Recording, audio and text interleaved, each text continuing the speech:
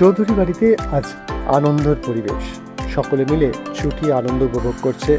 বহু দিন বাদে এই চৌধুরী বাড়িতে এরমভাবে রঙিন হয়ে উঠেছে এবং আনন্দে মেতে উঠেছে সকলে।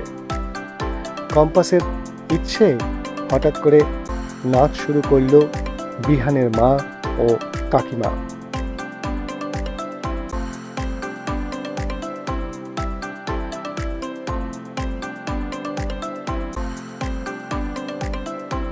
এবং দুজনে খুব সুন্দরভাবে নাচ করলেন, যা দেখার মতো।